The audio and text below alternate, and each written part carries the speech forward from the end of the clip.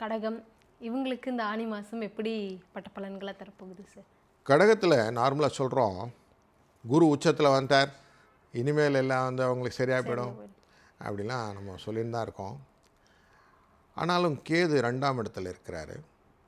இப்போ 2ஆம் இடத்துக்கார சூரியன் எங்கே உட்கார்ந்து போகிறாருன்னா 12ஆம் இடத்துல உட்கார போகிறார். சூரியன் உட்கார்ந்தாலும் பரவாயில்ல, புதனும் அங்கே தான் உட்காருவார். 3க்குரியவர் 12ல் அமர்வுன்னு வரும். இந்த 12ஆம் இடம்னாலே நமக்கு தெரியும், செலவு மட்டும் இல்லை, ஆரோக்கிய குறைபாடு. ஸோ அப்போது எவ்வளோ ஹெல்த் இஷ்யூவில் கான்சன்ட்ரேட் பண்ணணுமோ அவ்வளோ கான்சன்ட்ரேட் பண்ணணும். இதுதான் இவங்களுக்கு சிக்னஸ்ஸே.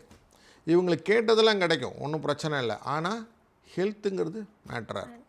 ஸோ இதனால் எல்லாமே நான் இப்போ அடிக்கடி சொல்கிறது தான், இந்த கடகராசிக்காரர்களாம் முடிஞ்சால் ஹெல்த் செக்கப், மெடிக்ளைம் இதெல்லாம் போட்டதுங்க, இன்சூரன்ஸ்லாம் கரெக்டாக இருக்கான்னு பார்த்துக்கிடுங்க. ஏன்னா திடீர்னு கண்டிஜென்சி லைபிலிட்டின்னு இருக்குது, எப்போ வேணால் எதுவும் நடக்கலான்னு ஒரு சின்ன காஷன் தெரியுது. ஏன்னா கேதுங்கிறது தடை, எதையானு ஒன்று பிளாக் பண்ணி விடுவான். அப்போ நம்ம கொஞ்சம் உஷாராக இருக்க வேண்டிய சூழ்நிலை. சூரியனே இப்போ அங்கே பரிவர்த்தனையாக போய் உட்காந்துருக்கு.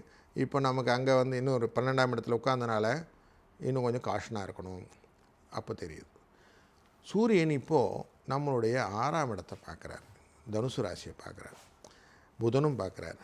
இந்த 6ஆம் இடம் தான் சத்ருஸ்தானாதிபதினு பேர் நமக்கு. அங்கே இருக்கக்கூடிய பார்வையினால என்ன ஆகுதுன்னா, கொடுத்த காசு கொஞ்சம் கராராக பேசி பணத்தை பிடிங்கிறது. அப்போ பொருளாதாரத்தில் ஈக்குவேட் ஆகிடும். 9ஆம் இடத்துல பூர்வ புண்ணியஸ்தானத்தில் நமக்கு சனி பகவான் இருக்கிறாரு. இவருடைய பார்வை 3ஆம் பார்வையாக வந்து விழும், இங்கே விழும், நம்மளுடைய 3ஆம் இடத்துல வந்து விழும், கன்னியா ராசியில். இப்போ என்ன ஆகுது, வெளி பயணங்கள், சாப்பாடு கரெக்டாக சாப்பிடணும், கரெக்டான ஃபுட்டை சாப்பிடணும், இல்லைன்னா ஃபுட் பாய்சனுக்கும் ப்ராப்ளம் உண்டு.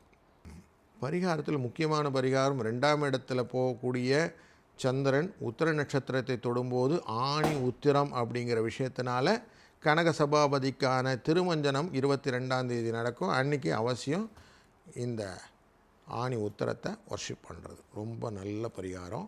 அதனால் உடல் ஆரோக்கியம் மேம்படும். ஜூலை 14ஆம் தேதி சர்வ அமாவாசை அன்று இவங்களாம் முன்னோர்களுக்கெல்லாம் செய்யக்கூடிய தீர்த்த தர்ப்பணங்கள்லாம் செஞ்சுட்டு இந்த 11லேருந்து 12:20 வரைக்கும் அபிஜித் முகூர்த்தம்னு சொல்லுவோம். இந்த நேரத்தில் ஏதான தான தர்மங்கள், முக்கியமாக இந்த மாற்றுத்திறனாளிகளுக்கு செய்யக்கூடியது. ஏன்னா 3ஆம் இடத்தை பார்க்கக்கூடிய சனி பகவான். அதனால் அந்த மாற்றுத்திறனாளிகளுக்கு செய்யக்கூடிய தான தர்மங்கள் டெஃபினட்டாக இவங்களுக்கு நல்லதாக கொடுக்கும்.